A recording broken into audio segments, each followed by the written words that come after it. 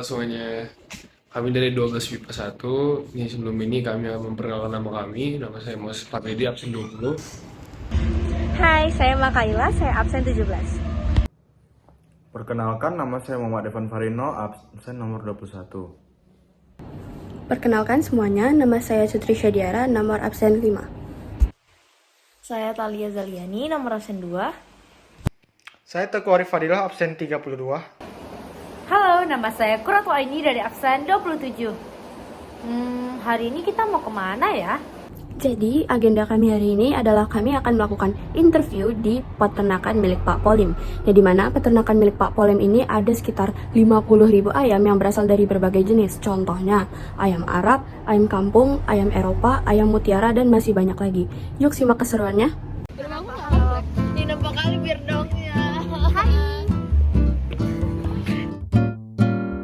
Holiday, libur Family trip.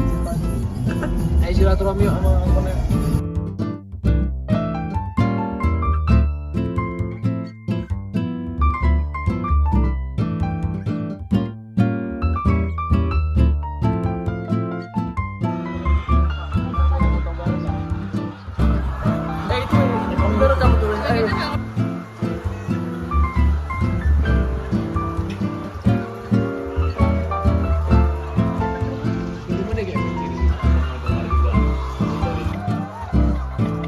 Biar dapat angin itu kan. Kabarnya kalau anginnya bagus, produksi bagus. Oh, tergantung angin Pak. Ya, semua kan kalau anginnya Suhu ya? bagus kan enak. Jadi ada berapa ekor ayam Pak di peternakan Bapak nih? Sangat banyak. Kita 50.000. 50.000 Pak? 40.000 kan, 30.000. Jadi Kita segelas terus tuh. Ini untuk ayam DOC. Ya tuh.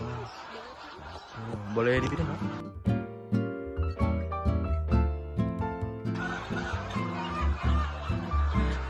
kita lagi di salah satu sektor barak dari ayam Arab ya. Jadi ini salah satu ayam yang kata Bapak itu mirip sama ayam kampung. Jadi cara ngebedain telurnya itu sangat susah. Tapi kalau misalnya Bapak itu tadi bilang, kalau misalnya kita mau beli telurnya, biasanya kalau itu beli dari temen sih, biar dia jujur. Soalnya banyak di pasar kayak nipu gitu. Katanya telur ayam kampung rupanya telur Arab. Gitu.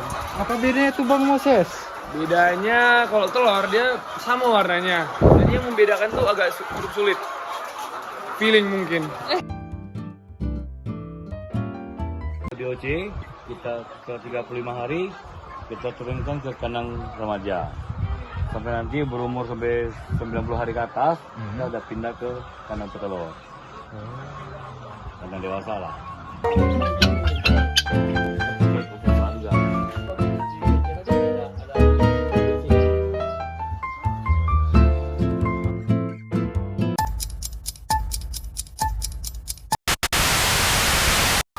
Selamat siang Pak, kami dari Semansa. Kami ada tugas untuk menginterview salah satu peternakan di Sumatera Utara Pak. Jadi kami perkenalan dulu ya Pak.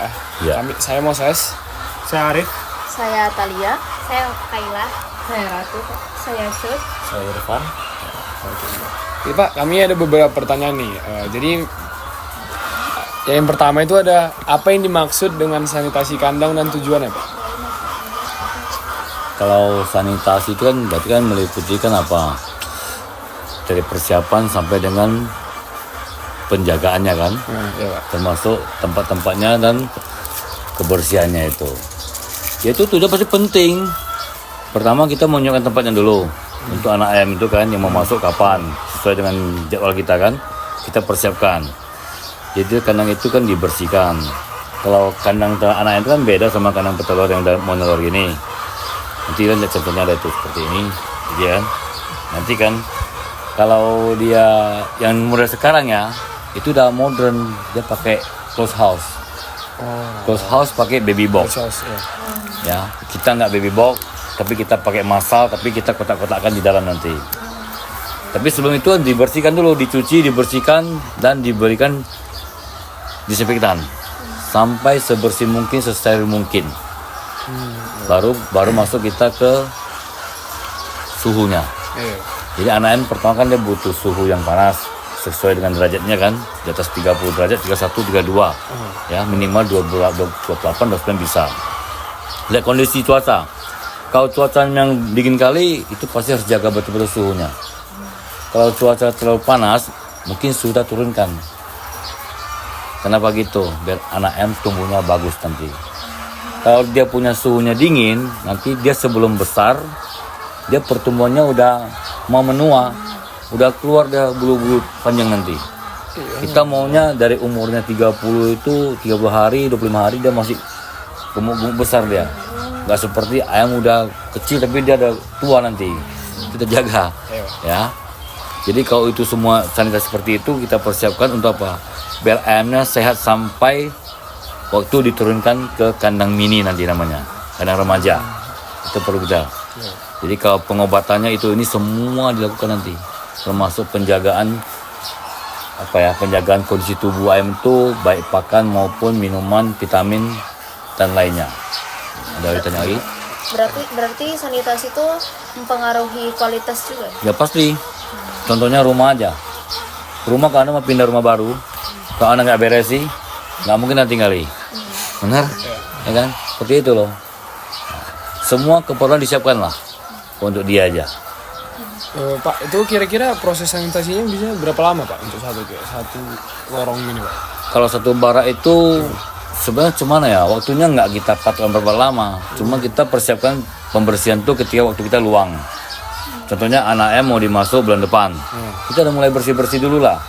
Bersih-bersih kandangnya dulu, semua kotoran udah bersihkan ya kan. Sudah seminggu sebelum itu semua udah terpasang, udah siap semua. Begitu ayam masuk sudah langsung main dia, nggak nunggu lagi. Ada lagi tanya aja terus. Oke, pertanyaan kedua kami adalah kenapa telur ayam yang normal dan telur ayam yang sudah rusak itu harus dipisah, Pak? Oh, itu lagi nih. Itu MOU kita juga ya sebagai produsen dan kepada pembeli. Nggak mungkin telur kita nggak semuanya kan bagus ya kan. Kadang ukurannya kan bisa beda-beda. Orang pun gitu kan, ada besar ada kecil, betul nggak? Nggak semua tinggi sama besarnya kan. Jadi kita pilih-pilih juga. Kalau yang betul-betul nggak standar kita keluarkan. Termasuk yang pecah, yang retak, yang bentet tuh kita keluarkan pasti. Kasihan juga nanti pembeli jauh-jauh kemari beli, nanti bawa pergi jual nggak laku dia, rugi nanti dia. Jadi kita pisah-pisah yang mana nggak berkualitas, yang nggak standar kita keluarkan nanti. Kalau telur-telur yang nggak berkualitas itu langsung dibuang atau Nggak. ada dipengaruhi? Yang nggak berkualitas bukan dalam arti busuk ya, bukan. Cuman dia standarnya aja mungkin lebih kecil, warna kulitnya itu kurang bagus. Jadi kan ada juga yang beli. Tapi juga kemarin saya tahu ya, ada yang beli rebutan lo belinya lo. Karena lebih murah. Lebih murah ya. Mungkin mereka juga ketua kue-kue kan, banyak kue kan.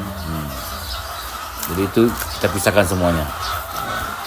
Terus pertanyaan selanjutnya, gimana cara mencegah penyakit di hewan-hewan unggas ini, Pak? Kalau penyakit ya, kita mulai dari penyakit ada, kita bagi dua dulu aja lah. Satu dari virus, satu dari bakteri. Ya. Kalau dari virus punya kita pasti vaksin. Vaksin.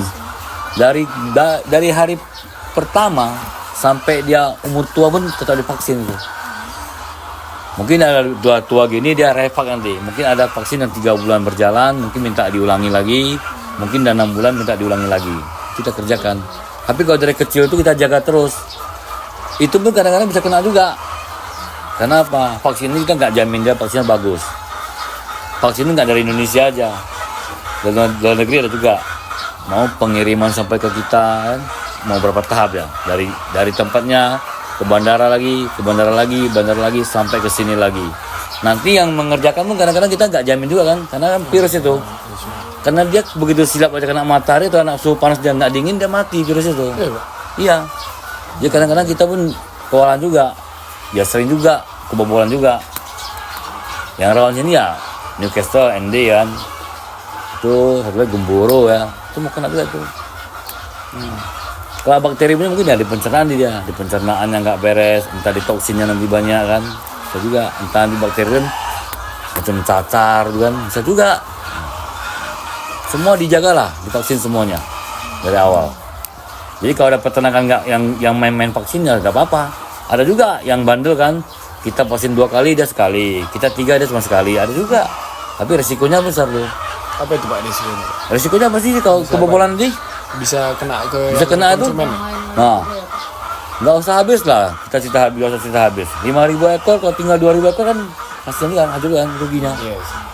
Kan DOC mahal loh, 3.500 loh. Satu ekor itu aja. Ada lagi? Ada. Intinya itu vaksin. Ya, intinya vaksin.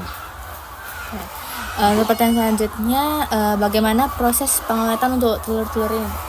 Kalau pengawetan di sini di wilayah kita ya untuk peternak-peternak di Pantai Labu mungkin di Binjai pun ya.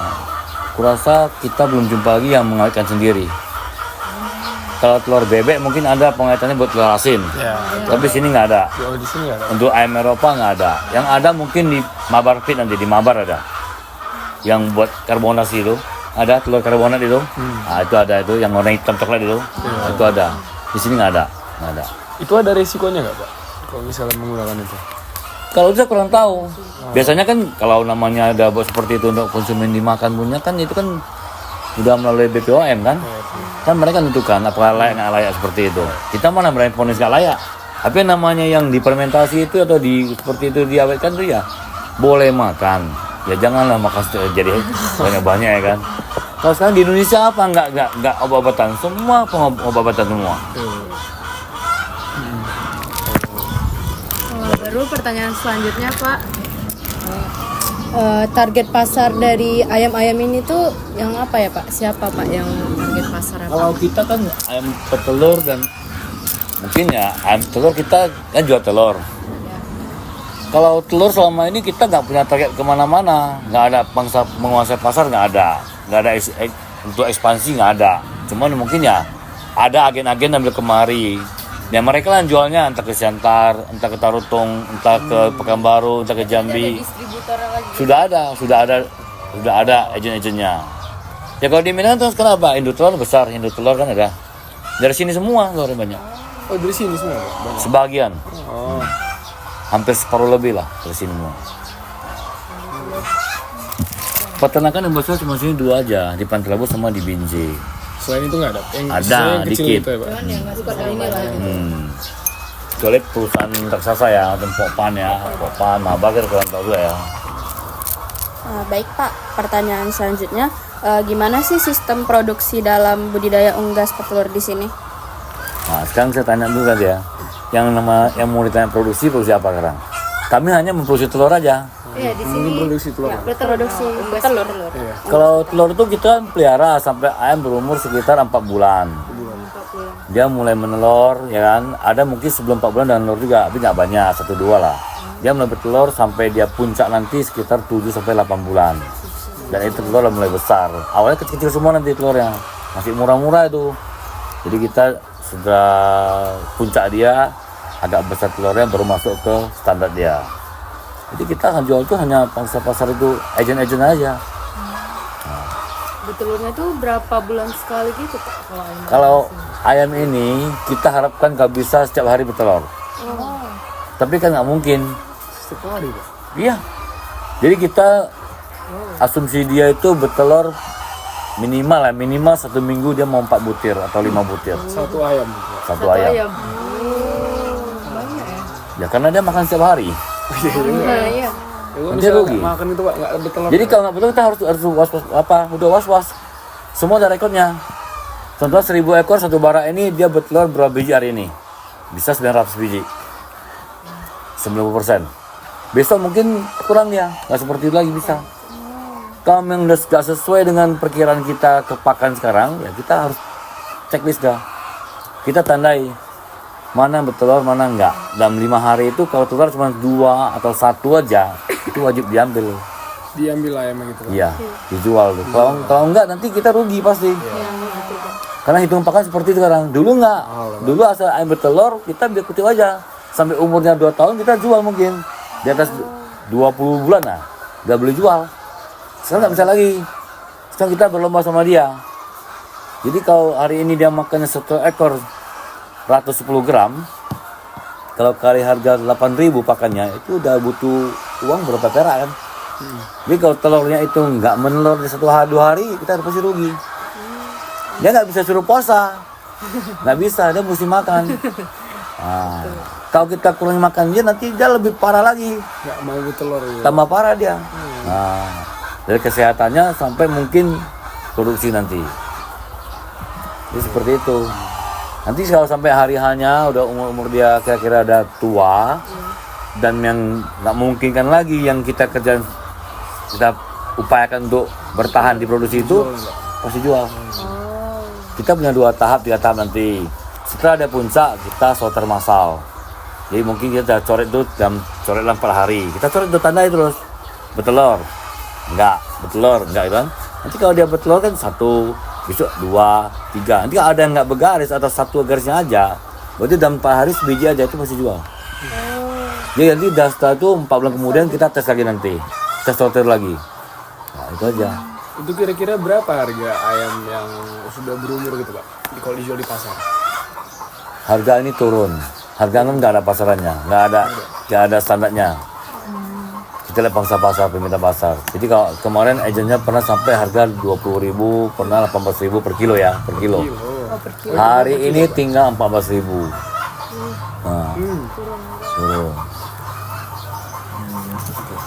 Izinkan saya bertanya pertanyaan yang terakhir. Ya. Bagaimana aturan dan schedule dari pemberian makan dan minum untuk ayam petelur? Kalau sekarang dulu ya, kita ngomongin dulu, zaman dulu. Zaman dulu kan kita kan agak susah kerjanya. Dari mangkok kita cuci, kita pasang lagi. Nanti kita ambil tong, kita isi lagi airnya kan. Nanti sore tambah lagi airnya lagi. Itu yang dulu. Terus berkembang lagi ke pakai talang, pakai pipa. Pipa dibelah gitu kan. Pagi kan dicuci, dibilas, isi air. Nanti siang kita tambah air lagi. Terus sore kita cek lagi, kalau airnya kurang tambah lagi. Itu kalau dulu ya Pak? Nah dulu. Sekarang nggak lagi. Sekarang kita pakai nepal semua. Pakai pipa, pakai nepal semua tuh. Itu dia. Itu, benar kan? Yang warna kuning-kuning itu. Nah dia sekarang gitu aja. Lu langsung kayak taruh ayam mana nih? Nah, jadi kita isi di atas 1 aja. Isi di atas 1 di tong besar itu. Semua kontaknya ke nepal semua. Jadi nepal itu kalau dia patok, dia tekan, itu pasti keluar. Ayam sekarang pintar-pintar. Oh jadi kalau misalnya mau minta makan atau minum, matok gitu ya Pak? Kalau makan kita tolong, kalau makan kita lihat ada peternak yang makan 1 hari 3 kali, ada 4 kali. Jadi kita jamnya kan ya jam 7 pagi, jam setengah 8 ya, setengah 8 atau jam 8 pagi, jam 10, nanti jam 2 sama jam 4 isi makannya. Ini isi ulang tongnya ini berapa itu Pak? Nggak isi ulang, mungkin kita nanti kalau ini berpulang nanti apa lagi ke perawatan lagi. Kalau yang dia kotor kita punya maintenance per bulan, mungkin bisa sebulan 2 kali kita cuci, kita bilas, terus semua kita bersihkan dari lumut-lumutnya. Ini semua connect. Di sana ada towernya. Kita hanya isi air ke tower, nanti towernya akan distribusi langsung ini. Semua sudah pipanya. Udah langsung. Nah, kalau tower yang nggak diisi air kosong aja nih, nggak minum dia. Dari tower lah ya Pak? Kirain dari sini tadi Pak. Nah, ini semua bawahnya tekan pipa ada. Tembusnya ke sana, atau sana. Ada 1, belakang ada lagi. Jadi kita sesuaikan dah. Jadi seperti itu. Jadi terima kasih Pak Polim ya. Ya. Pak Polim sudah memberi kami kesempatan untuk menginterview Bapak dan kami bisa menjelajahi peternakan Bapak ya. Terima kasih ya Pak. Terima kasih Pak. Halo Pak. Cumi darat. Freak. Gak suka. Halo Saya mau tidur sini baru gawe. Halo.